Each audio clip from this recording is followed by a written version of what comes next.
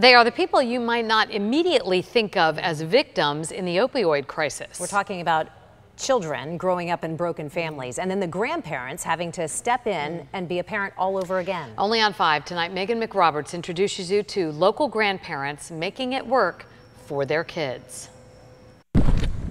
Bounce high! Sometimes it's the simple days like these. Just getting outside. Yeah.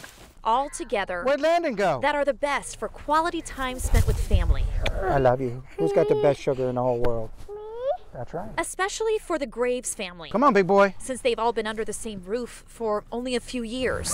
That's because their dad, Russ Graves, wasn't always their dad. In fact, he was their grandfather. When my youngest moved out, we had 3 months with no kids in the house. Russ already raised 5 sons, but his oldest, who is their biological father, battled alcohol and opioid abuse. So did their mom. My son would come over to the house with the kids and he'd be intoxicated, and we were seeing things a lot that scared us, and we were so afraid for the kids. All right, where do you want to sit? Finally, a neighbor called DCF when the kids knocked on their door because no one was home to take them to school. It was a bad situation, a situation that children should never have to live in. Russ gave his son a chance to go to rehab, but still decided to do more for the children's safety. You don't turn your back on your family. Adopting all 3 to raise as his own. Sadly, Russ and his wife are far from alone. Our family tree looks like a bonsai. I want to be grandma again. I don't want to be mom. He's now part of a growing support group in Indian River County,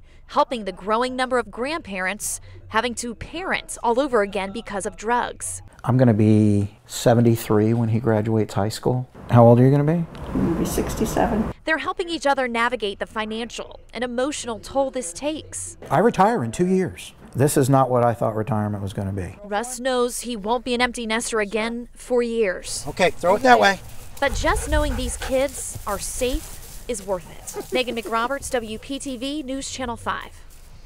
Incredible family, incredible family. What a thing they're doing for their grandchildren. It's amazing. That support group, boy, you know how important that must be to these grandparents. It meets several times a month, and there are similar groups that are forming around the state, even around the country.